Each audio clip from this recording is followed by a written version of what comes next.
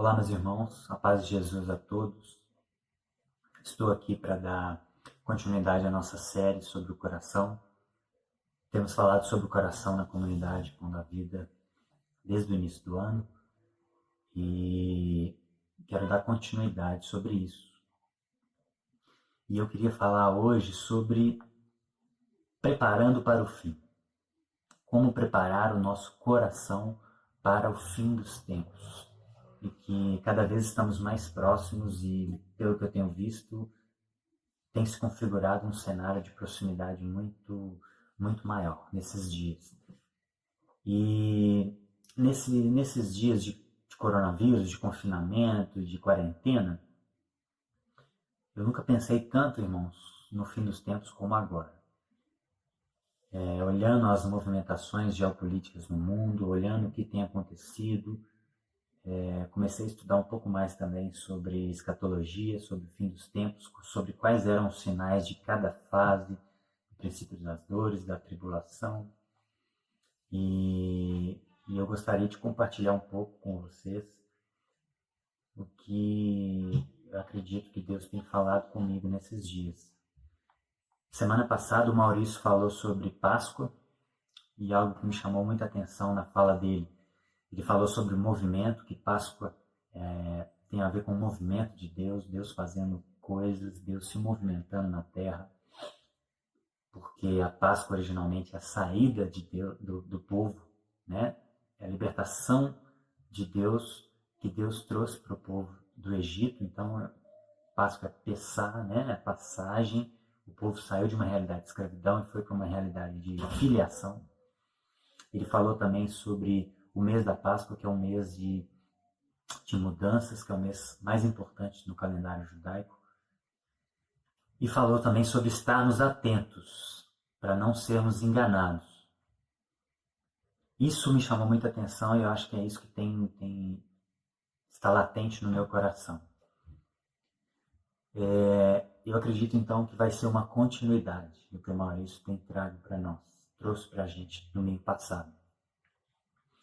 E eu acredito, irmãos, que a preparação para o fim, ela se dá por dois movimentos. Um, discernimento espiritual e natural, discernimento de realidades espirituais que estão em conexão também com o que está acontecendo no mundo natural, né? Discernimento geopolítico, o que está acontecendo no mundo hoje, e santificação. Acredito que esses dois fatores estão interligados e são dois movimentos que fazem parte da preparação do nosso coração para o fim dos dias, para a consumação dos séculos, usando termos de Jesus. Consumação dos séculos. E o texto que eu queria compartilhar está em Mateus capítulo 24, o sermão escatológico de Jesus. Jesus começa a falar sobre o fim dos dias. E Jesus estava saindo do templo e aproximaram-se os seus discípulos, e os seus discípulos lhe mostraram a estrutura do templo. E Jesus, no versículo 2, disse: olha, não vejo tudo isso? Em verdade vos digo que não ficará pedra sobre pedra que não seja derribada. E estando assentado no Monte das Oliveiras, chegaram a ele os seus discípulos e, em particular, lhe perguntaram: dize-nos quando serão estas coisas, e que sinal haverá da tua vinda e do fim do mundo? Então, o primeiro ponto que percebemos aqui são duas perguntas. Jesus acaba de falar do templo, que não ficará pedra sobre pedra. Então, eles fazem duas perguntas, que às vezes passam despercebidas aos nossos olhos. Quando sucederão estas coisas? Quando sucederão isso que você acabou de falar, de que não ficará pedra sobre pedra? E que sinal haverá da tua vinda e do fim do mundo? Então, são duas realidades. Templo e fim dos tempos. E o que eu percebi de comentadores, de estudiosos desse sermão escatológico de Jesus, é que são elementos muito misturados. Existem elementos que apontam para exclusivamente para aquela realidade daquele período do templo e que, de fato, Jerusalém foi sitiada, invadida e destruída no ano 70 depois de Cristo. Então Jesus estava prevendo a destruição do templo que iria ocorrer 40 anos aproximadamente do tempo que ele estava falando isso. Aqui era por volta do ano 31, 30, entre 30 e 33. E Jerusalém foi derrubada no ano 70. O templo foi derrubado, invadido pelos romanos no ano 70. Então Jesus estava, em alguns momentos, quando a gente lê esse texto, existem elementos que apontam para essa realidade, que se cumpriu naquela época. E muitos judeus que viveram com Jesus presenciaram isso. João, com certeza, porque João morreu no ano 99. Mas vários dos discípulos, vários dos apóstolos presenciaram essa destruição do templo. E um outro ponto que eles percebem e que divide muitos estudiosos é que alguns elementos apontam para uma realidade que há de vir.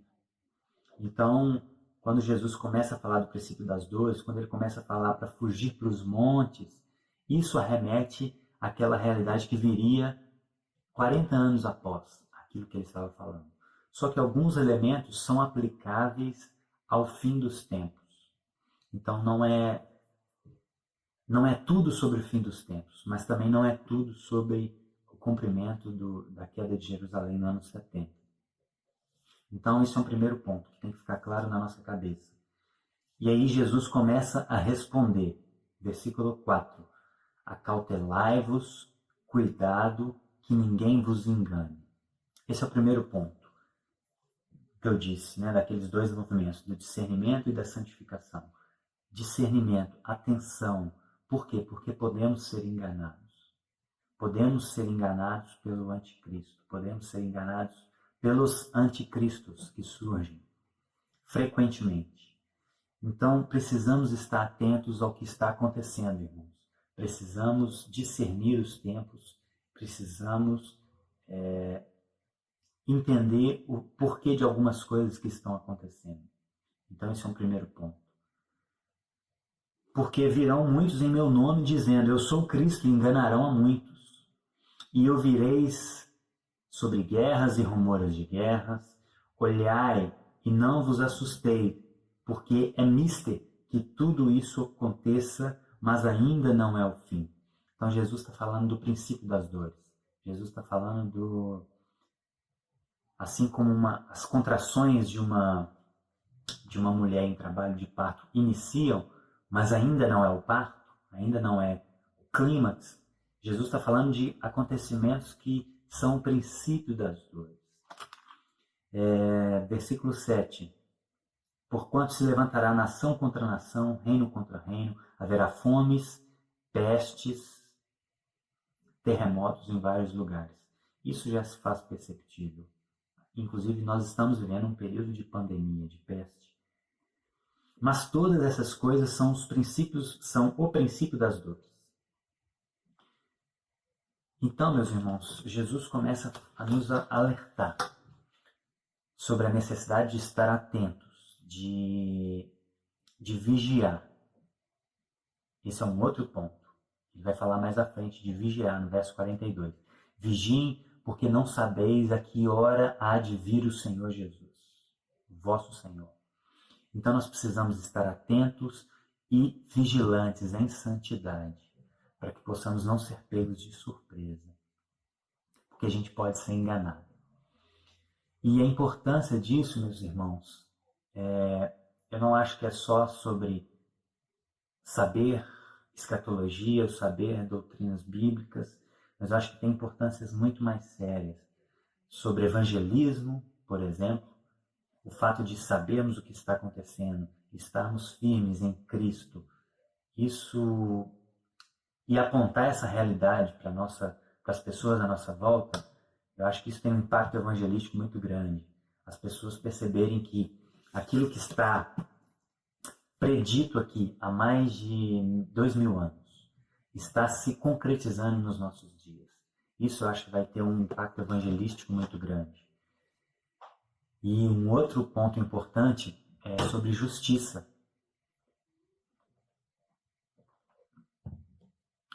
haverá guerras, fomes, pestes. Então nós, como igreja, vamos ter a oportunidade de trazer justiça para a terra, de cuidar dos aflitos, de cuidar daqueles necessitados, de cuidar daqueles que estão sofrendo. E nós vamos estar no meio disso tudo. Nós como cristãos não podemos fechar os olhos para essa realidade. E um outro ponto que eu acho muito importante é evitar a passividade. Isso eu acho que é muito grave. Eu ouço pessoas falando sobre o fim dos tempos e lidam com situações de maneira, às vezes, muito passiva. Então, muitos deles falam, não, mas isso já está escrito, as coisas vão piorar, o amor de muitos esfriará. Jesus disse isso. Em Mateus 24, verso 12. Essa é uma das descrições da Bíblia para o fim dos tempos. O amor de muitos esfriará. E muitas pessoas têm agido de forma passiva. E eu acho que isso é um problema muito grave, porque não fazemos a distinção entre a prescrição bíblica e a descrição. São duas coisas diferentes. A Bíblia descreve coisas que Deus já sabia que iria acontecer, em outros momentos que Deus iria ativamente fazer. Isso é a descrição do que há de vir. Agora, nós, como seres humanos finitos, que estamos presos dentro do tempo e que não temos capacidade de saber o que vai acontecer, nós temos que nos basear naquilo que Deus prescreve para nós e não naquilo que Ele descreve. Então Deus descreve que haverá guerras, rumores de guerras, mas isso não quer dizer que nós temos que fomentar guerras, porque ela prescreve para a gente paz. Ela descreve para sermos pessoas de paz. No que depender de vós, tende paz para com todos. Então são duas realidades diferentes. A Bíblia descreve que o amor de muitos se esfriará, mas a prescrição para nós é que nós devemos buscar alimentar o fogo que está dentro de nós, orarmos, santificarmos, sermos santos, sede santos porque eu sou santo, exortar as pessoas para elas não se esfriarem. Então essa é a prescrição para nós. Nós não devemos nos basear naquilo que a Bíblia descreve, mas no que ela prescreve para nós. E como eu não domino escatologia, irmãos, essa não é uma área profunda de estudo minha, eu não vou me atentar a detalhes, se Jesus volta antes da tribulação, se ele volta durante, ou se ele volta depois da tribulação, porque existem pelo menos 4 linhas escatológicas, pelo que eu tenho pesquisado. Então eu não vou entrar nessa seara. Eu vou focar em pontos que são comuns a todos. Jesus vai voltar, ele vai julgar os vivos e os mortos, haverá a ressurreição dos mortos e Satanás será condenado. E haverá um juízo para ele, haverá um período de juízo também para a humanidade, haverá um julgamento para a humanidade e haverá um período de paz e prosperidade para toda a raça humana, para os eleitos de Deus, para aqueles que o receberam. Então, esses são os pontos principais, tá bom? E como eu já comecei a ler, Jesus no verso Mateus 24 até o verso 13, ele começa a falar sobre o princípio das dores. E ele fala de guerras, ele fala de pestes, ele fala de terremotos. E no verso 9, a gente parou no verso 8, no verso 9 ele continua, ele fala: então haverão de entregar vocês para seres atormentados, matar-se-ão a vós, sereis odiados por todas as nações por causa do meu nome. Jesus começa a falar de perseguição religiosa. Então, haverá perseguição religiosa no fim dos tempos. Isso já acontece, não na nossa realidade brasileira, mas isso já acontece em países que são dominados pelo comunismo, por exemplo, a China, que está muito, muito falada na atualidade. A China já persegue cristãos. Mao Tse-tung foi um ditador chinês que morreu, acho que na década de 70 ou 80, e ele perseguiu a igreja de forma estrondosa. Inclusive eu tenho um livro aqui, ó.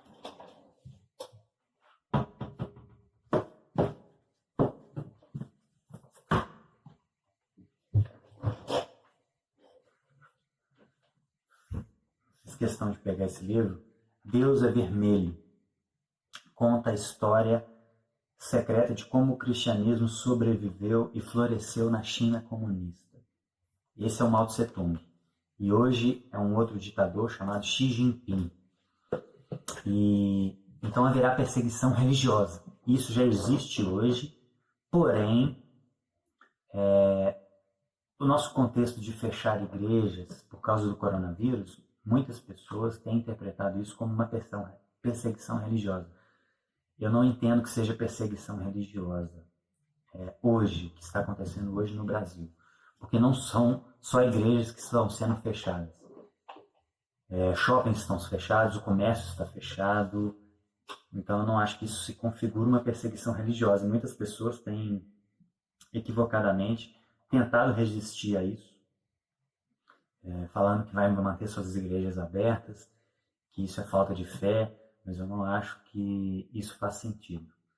O vírus, apesar de ele não ter uma letalidade muito alta, ele mata pessoas que, principalmente que são idosas, que têm o seu sistema imune mais vulneráveis, mas isso não quer dizer que nós devemos ser negligentes, porque inclusive a gente pode passar para pessoas que a gente ama, que são idosos ou que estão com a imunidade baixa.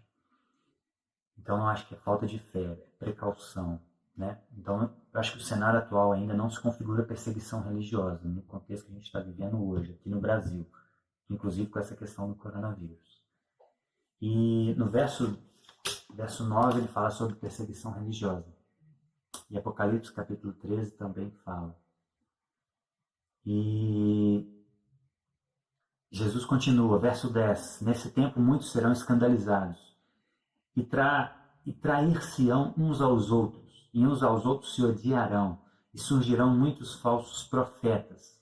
Isso já temos muito no nosso contexto. E enganarão a muitos. Igrejas lotadas, guiadas por falsos profetas. Isso é uma realidade nos nossos dias. Verso 12. E por se multiplicar a iniquidade, o amor de muitos se esfriará. Isso fala de apostasia religiosa. Paulo fala isso também em 2 Tessalonicenses 2:3, que a volta de Jesus não acontecerá antes da grande apostasia. Então o esfriamento de muitos também é uma realidade que está descrita na Escritura como uma característica do fim dos tempos. Então isso é o princípio das dores. Isso está dentro daquilo que iria começar a preparar o cenário para a grande tribulação. E verso 14, Jesus parece falar de uma outra realidade. Verso 21 ele fala da grande aflição. E então esse é um período de grande tribulação, que acontecerá 2 pontos importantes, que está descrito em Apocalipse, capítulo 13, verso 7. Vamos lá comigo. Apocalipse, capítulo 13, verso 7. Diz o seguinte. Aqui já num período de grande tribulação. Ele começa a falar da besta que emerge do mar, e ele fala, foi-lhe permitido fazer guerras aos santos e vencê-los. Verso 7. E deu-se-lhe poder sobre toda tribo, língua e nação. Então a besta, ela terá poder sobre toda tribo, língua e nação. Isso fala sobre um governo mundial. Isso fala sobre um governo único, que vai ter poder sobre todo o globo, todas as nações. E Paulo, em 2 Tessalonicenses, capítulo 2, verso 4, ele fala sobre isso também. Ele fala sobre 2 Tessalonicenses 2:4. Verso 3, ele fala o seguinte, ninguém de maneira alguma vos engane, porque não será assim sem que antes venha a apostasia, como eu disse agora, e se manifeste o homem do pecado, filho da perdição, o anticristo, o qual se opõe, se levanta contra tudo que se chama Deus ou se adora, de sorte que se assentará como Deus no templo de Deus, querendo parecer Deus. Então, o anticristo será revelado nesse período de tribulação, de um período de acontecimentos globais, de mudanças globais. Isso é o que muitos chamam de grande tribulação. E a partir do verso 24, e aí Jesus do 14 até o 24, ele vai falando sobre o evangelho ser pregado por todo mundo. Os que estiverem na Judéia fujam, né? Como eu já disse. Quem estiver no campo não volte para pegar suas vestes. Ai das grávidas, porque será um momento de muita tribulação, como nunca houve desde o princípio do mundo e até agora, e nem haverá de haver. Verso 21. No verso 22 ele fala que se aqueles dias não fossem abreviados por causa dos eleitos, ninguém se salvaria, porque será momentos de muita dificuldade. Então, se alguém vos disser, eis ali o Cristo, não dei crédito, porque ninguém sabe a hora e o dia que ele vai voltar. Porque surgirão, ele repete, porque surgirão falsos cristos e falsos profetas, e farão tão grandes sinais e prodígios que, se possível, enganaria até os escolhidos. Então, meus irmãos, isso é um ponto importante. Os falsos cristos, os anticristos, os falsos profetas, eles farão grandes sinais. Então, não nos iludamos com milagres, com sinais e prodígios, porque, como já aconteceu na Escritura, na época de Moisés, Moisés julgava o seu cajado e ele se transformava numa cobra, e aí Faraó trouxe os magos do Egito e eles fizeram a mesma coisa. Então não nos enganemos com sinais e prodígios, porque o mundo espiritual ele é feito de Deus e dos anjos, mas também é feito de Satanás e os seus anjos caídos. Então eles têm capacidade, eles têm poder para fazer sinais sobrenaturais. Paulo fala que não é de admirar que o anticristo se transforme em anjo de luz para enganar as pessoas. Então, muito cuidado nesses dias com falsos sinais, com falsos milagres. E aí, no verso 24, ele começa a falar sobre a segunda vinda. Então, primeiro vem o princípio das dores, depois vem a grande tribulação, um período de acontecimentos globais, de grande aflição que virá sobre nós. E depois ele começa a falar sobre a sua vinda de fato. Ele começa a falar dos grandes sinais e prodígios, que se possível enganaria os escolhidos. E verso 25 ele fala, eis que eu vos tenho predito. Portanto, se vos disserem, eis que ele está no deserto, não saiam. Eis que ele está no interior da casa, não dei crédito. Porque assim como um relâmpago sai do oriente e se mostra até o ocidente, assim será a vinda do Filho do Homem. Ela será repentina, como Pedro fala em 2 Pedro 3,10. O dia do Senhor será como um ladrão na noite. Ninguém saberá o dia nem a hora exata. Assim como um raio vem, de repente, Jesus virá. E verso 29 ele diz, e logo depois da aflição daqueles dias, o sol se escurecerá, a lua não dará a sua luz, as estrelas cairão. Tem um texto de Isaías que fala algo sobre isso. Jesus se aludindo ao texto de Isaías. E as potências do céu serão abaladas. Então aparecerá no céu o sinal do Filho do Homem, e todas as tribos da terra se lamentarão e verão o Filho do Homem vindo sobre as nuvens do céu com poder e glória. Assim será a vinda de Cristo. Será um evento mundial. Todos os povos verão, todos os povos saberão que ele está voltando. E a última parte desse sermão escatológico está no verso 31, que ele diz, então ele enviará os seus anjos com rijo clamor de trombeta, os quais ajuntarão os seus escolhidos desde os quatro ventos, de uma a outra extremidade dos céus. Aqui já fala de juízo. Aqui já fala de julgamento final, juízo final. De arrebatamento. De Jesus trazendo para si aqueles que são seus. E aí uns acreditam que haverá 7 anos de bodas do Cordeiro no céu, e aí haverá 3 anos e meio de paz na terra, 3 anos e meio de tribulação. Essa é a interpretação de uma linha.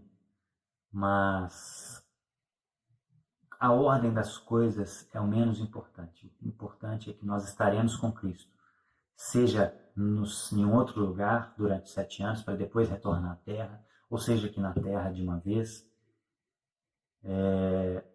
A questão é que estaremos com Ele. Isso é o principal. Estaremos com Ele. E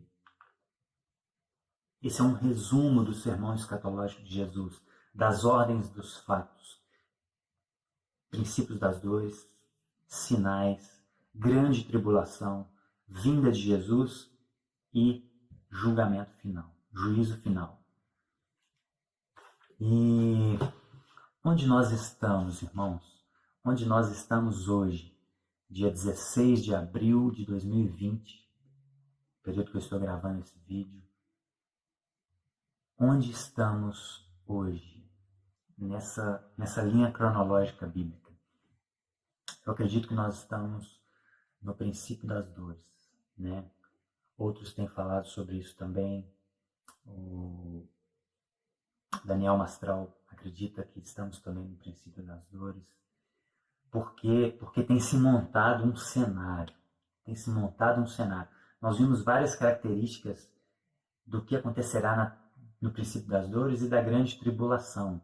A grande tribulação em específico, haverá um governo mundial, haverá acontecimentos mundiais, acontecerá a revelação do anticristo. E hoje nós não nos vemos nesse cenário. Não vejo que nós já temos um governo mundial, né? As soberanias ainda são soberanas. Existem tentativas de minar soberanias, de minar a soberania de cada país. Mas ainda não vivemos um período de governo mundial. E nem de revelação de um anticristo, que fará sinais e, se possível, enganariam os eleitos. Porém, analisando a história da humanidade e analisando o nosso período atual, um cenário tem se montado. Então, acho que nós já estamos vivendo o princípio das dores.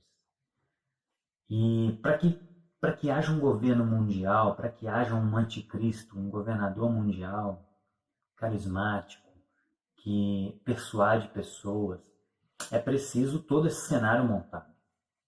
E quando a gente olha para a história, a gente percebe que hoje nós estamos o mais próximos disso, mais próximos possível disso. Por exemplo, no século de 1500 até 1850, um navio ele chegava a 16 km por hora apenas. Em 1930, vejam como as coisas vão se encurtando. As locomotivas a vapor já chegavam a 100 km por hora. Em 1960, 30 anos somente após, um jato já chegava a 1.100 km por hora, já ultrapassando a barreira do som. Em 1969 surge a internet. Ou seja, eu consigo da minha casa conversar com vocês, isso é gravado, mas a gente consegue também fazer videoconferências ao vivo, com pessoas ao redor do globo inteiro. Então, o que eu quero dizer? Porque para haver um governo mundial é preciso um fenômeno chamado de globalização. Esse é um primeiro ponto. É preciso haver uma globalização. É preciso haver um contato com de todos os povos. E isso se configura no nosso período. Na época da Reforma, por exemplo, 1517, os navios chegavam a 16 km por hora. Então, para se fazer viagens, era muito tempo. As pessoas não tinham contato. E quando tinham, eram poucas pessoas com outros povos de outras nações. Então, não havia uma troca de informações, de contato pessoal no nível que nós vivemos hoje. Isso veio se multiplicando ao longo dos anos. O que muitos chamam de ondas, né? São 5 ondas. A partir da evolução da tecnologia, essas ondas vão diminuindo o seu espaço de tempo. Então, cada vez que a tecnologia vai se evoluindo, a a gente vai conseguindo cada vez mais rápido evoluir.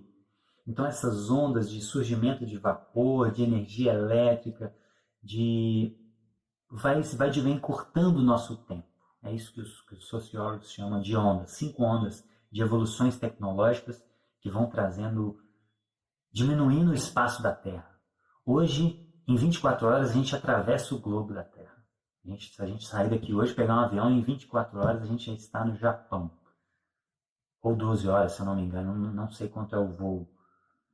Quanto tempo dura um voo para daqui no Japão, mas se eu não me engano é 24 horas. Então é muito rápido. Então esse fenômeno de globalização já acontece, já vivemos um período de globalização. E um ponto interessante, globalização, contatos globais, acontecem problemas globais. Esse é um outro ponto, que prepara o cenário para um governo mundial. Se temos contato com pessoas do mundo inteiro, acabam surgindo problemas mundiais. Então, se a gente olhar pouco para trás, em 2008, quando um banco nos Estados Unidos quebrou, um banco que era muito importante para o cenário global econômico, houve uma crise, não mundial, mas houve uma crise muito além dos Estados Unidos. Mais de 10 países grandes foram afetados por essa crise. Eu lembro que nessa época, eu e um amigo meu, o Átila, a gente estava planejando ir para os Estados Unidos. E nós não fomos porque o cunhado dele, que estava lá nos Estados Unidos, ligou para a gente e falou, olha, não venham porque surgiu uma crise aqui e afetou a economia do país inteiro e nós não estamos tendo como empregar mais pessoas. Então, eu vivi isso em 2008. E afetou mais de 10 países grandes, inclusive o Brasil. Então, um banco que quebra em um local, por causa da globalização, isso afeta o mundo inteiro. Nós vivemos em 2009 também a gripe suína. E a gripe suína afetou 75 países, por causa dessa velocidade de transporte, de pessoas saindo dos seus locais de origem, visitando o mundo inteiro, essa troca de contato, isso gera problemas globais. Né? Então a gripe suína atingiu 75 países.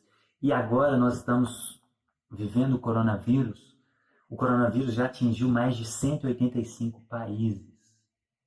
185 países. A velocidade de informação, de contato, de deslocamento sobre a Terra é muito grande. E isso é propício para surgir problemas globais. Então acompanhem comigo. Nós temos uma globalização, que surgem problemas globais. E problemas globais clamam por soluções mundiais, soluções globais. Esse é o cenário se montando diante de nós. E saiu uma reportagem no El País. Tudo isso que eu estou falando, meus irmãos, eu vou tentar colocar são mais de 2 páginas de referência. Nós vamos tentar colocar na descrição do vídeo, desse vídeo. Então, no botãozinho direito, assim, tem uma setinha cinza. Quando você clica nela, abre a descrição do vídeo, quando você acessa pelo YouTube, não pelo WhatsApp, pelo YouTube. E lá nós vamos tentar listar todas essas referências, todos os vídeos, todos os livros que eu estou me embasando sobre isso que eu estou falando. E saiu uma reportagem no El País, em 2018, se não me falha a memória, de filósofos e ativistas e pensadores do mundo inteiro se reuniram para discutir os problemas globais. E eles estão já cogitando a possibilidade de criar uma constituição global. E um dos pensadores disse o seguinte: a crise sanitária prova que somente soluções globais garantem nossa sobrevivência. Olha isso. A crise sanitária prova que somente soluções globais garantem nossa sobrevivência. Então isso já é uma realidade. A tentativa de acabar com as soberanias nacionais, com a soberania de cada país, ter a sua autonomia, isso já é discutido. Já é discutida a ideia de uma constituição global. Percebam como o cenário vem se montando? E esse rapaz aqui, ó, esse historiador, esse livro, Uma Breve História do Mundo, o Geoffrey Blaine, ele disse algo muito interessante. Ele não é teólogo, ele não faz uma leitura espiritual do nosso cenário. Mas veja o que, na última página do livro, quando ele fala do nosso mundo atual, esse livro é de 2015, quando ele analisa a situação do mundo atual, ele faz uma breve história do mundo, ele fala desde antes da civilização até agora. E olha o que ele fala, que interessante. Os avanços da tecnologia aumentaram o poder dos líderes ou grupos específicos. Há 10 mil anos, um líder de uma tribo raramente era capaz de exercer influência a mais de 100 quilômetros da sua casa. Hoje, como nunca antes, é possível uma nação forte controlar o mundo inteiro. Nos 2 próximos séculos, à medida que o mundo continue se encolhendo por causa da tecnologia e suas distâncias diminuindo, uma tentativa bem que poderia ser feita com consentimento ou à força de se instalar um governo mundial. Então, meus queridos, não é só uma percepção de teólogos, de pastores, não. Isso é uma percepção de qualquer pensador. Está se configurando um cenário para um governo mundial. E por isso que eu disse que tem um fator evangelístico muito forte. Isso aponta para um cumprimento de realidades que já estão escritas há mais de 2 mil anos. Então isso é muito sério e muito importante para nós. Então, o cenário está se montando. A grande questão é, quem poderia ser esse líder? É muito difícil falar. Nós precisamos ser humildes para reconhecer que é difícil afirmar isso. Porém, pelo que a gente percebe na atualidade, a China tem um grande potencial de ser essa nação que pretenda liderar o mundo. Eu assisti recentemente, inclusive vai estar na descrição, o discurso do Xi Jinping de Ano Novo de 2018. E o tom, os anseios, a forma dele falar aponta para um desejo de uma governança global. E isso não é só a fala dele, os atos dele têm se mostrado isso. Ele já tem comprado empresas no mundo inteiro. Ele já tem contrato com a Globo, ele já tem contrato com a Band, ele tem contrato com energias elétricas no Brasil. Então, ele já tem se mostrado comprando empresas estratégicas. Mídia, porque na China já tem controle de mídia.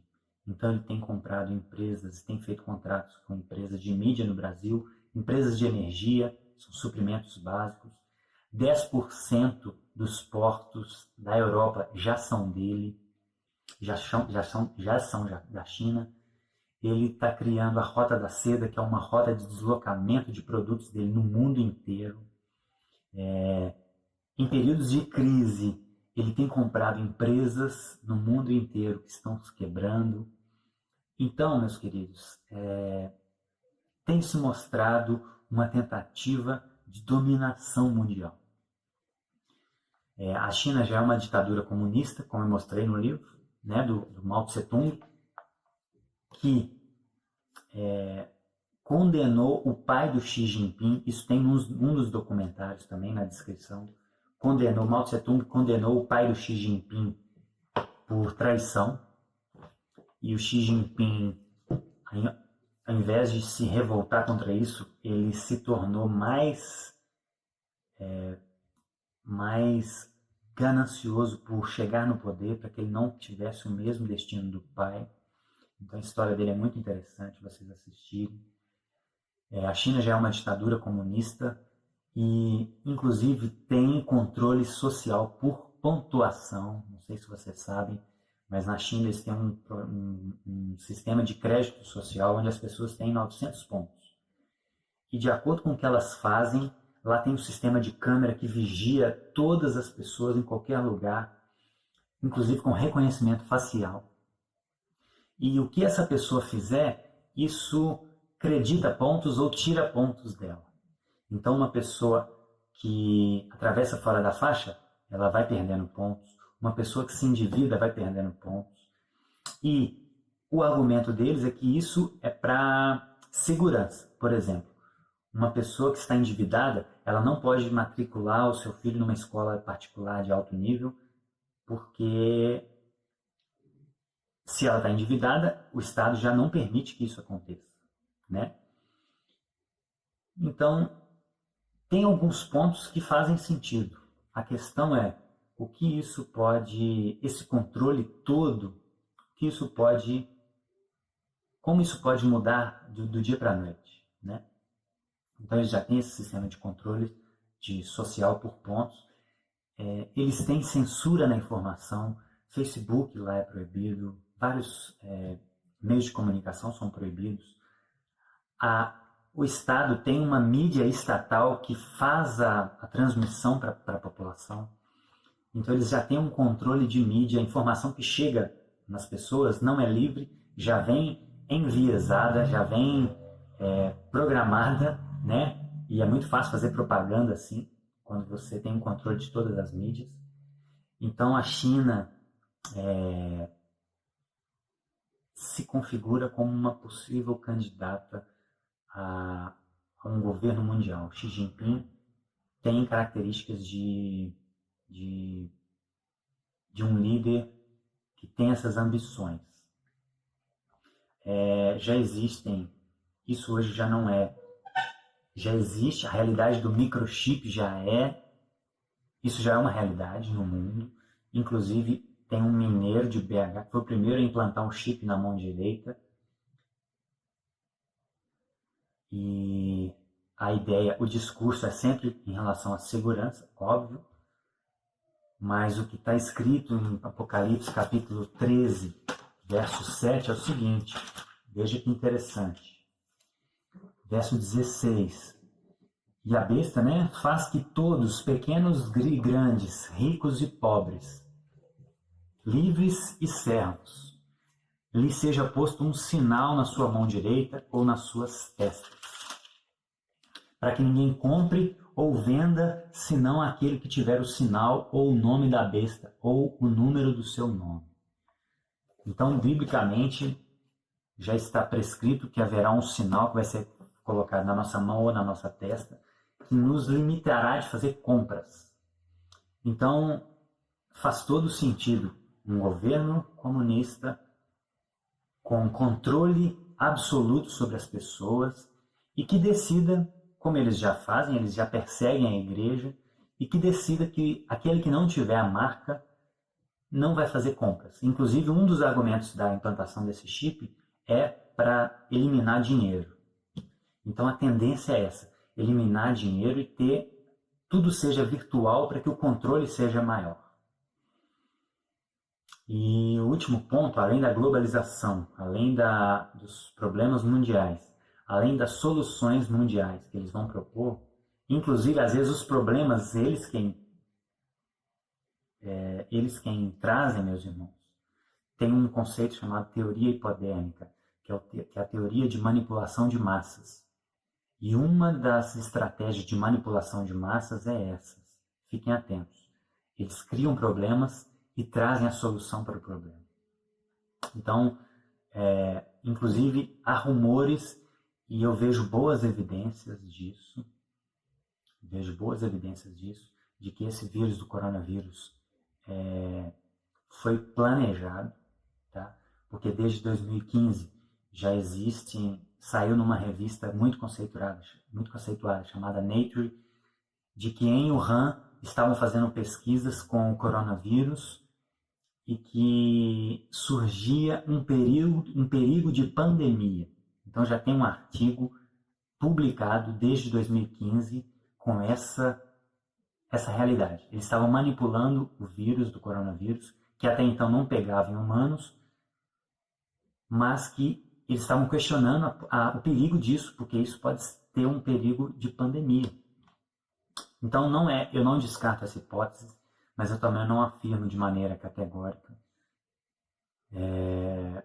Mas é possível, porque isso é uma estratégia de manipulação de massas. Você cria um problema e traz a solução. E as pessoas vão olhar e falar, olha, ele trouxe a solução para nós, ele é uma boa pessoa, ele merece governar a gente. Tá entendendo? Então, o último ponto é que uma ordem mundial exige uma crença mundial. E o monoteísmo, que inclui o cristianismo, mas o judaísmo e o islamismo também, monoteísmo são crenças exclusivistas. Por isso a perseguição aos monoteísmos, as crenças exclusivistas, que defendem que existe um só Deus, que defende que a salvação se dá por Jesus única e exclusivamente. Isso fere os ouvidos da nossa sociedade, isso fere essa tentativa de globalizar tudo, inclusive as crenças, porque são crenças exclusivistas. Por isso o discurso pluralista, todos os caminhos levam a Deus, todo mundo está certo. Tudo é Deus, né? Por isso que existe esse discurso. Isso é uma tentativa de estabelecer essa ordem mundial. Então, muita atenção com isso, meus irmãos, muita atenção. O comunismo ele se mostra como um grande pretendente a ser esse líder mundial. E eu queria ler um último texto para nos nortear, que está lá em 2 Tessalonicenses, capítulo 2, verso 2. 2 Tessalonicenses 2:2. Paulo fala algo, ele está falando sobre a vinda de Jesus, ele nos dá um alerta muito importante. Ele diz o seguinte: não vos perturbeis, quer por espírito, quer por palavra, quer por epístola, como de nós, se o dia de Cristo já estivesse perto. Ninguém de maneira nenhuma vos engane, porque assim será que não venha apostasia antes. Assim será. Não será que Jesus venha antes da apostasia. Então eu queria destacar essa palavra. Não perturbe o vosso coração. Tudo isso que está acontecendo, tudo isso que está se desenhando, isso não deve nos perturbar. Por quê? Porque aqueles que estão em Cristo, por mais que sintam medo, o amor vence o medo. O Deide no devocional trouxe isso para a gente. Amor ou medo? O amor, ele vence o medo.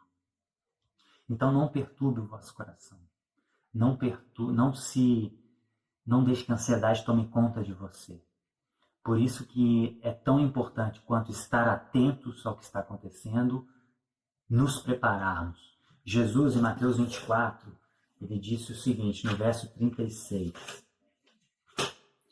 Verso 36. O sermão escatológico de Jesus vai do capítulo 24 até o 25. Então, no verso 36, ele diz: aquele dia e hora ninguém sabe, nem os anjos no céu, mas unicamente o Pai. Verso 42. Portanto, vigiem, porque não sabeis a que hora há de vir o vosso Senhor.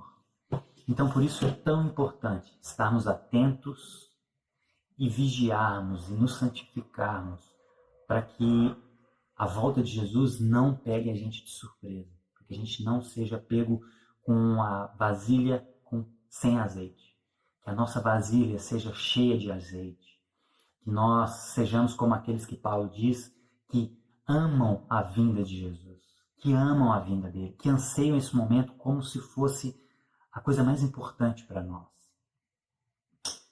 E por isso precisamos estar preparados, por isso precisamos estar em Cristo, em oração, em jejum, em conexão com o que está acontecendo, em conexão com Deus, para que possamos discernir os tempos.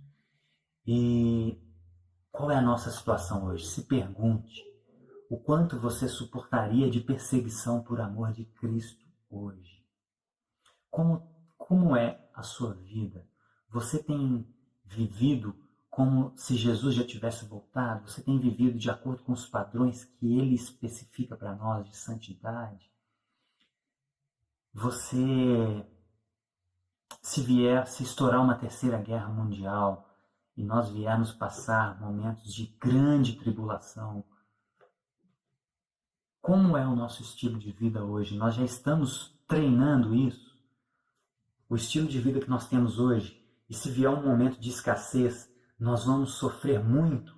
Ou nós já temos um estilo de vida simples, de simplicidade, de humildade, de contentamento?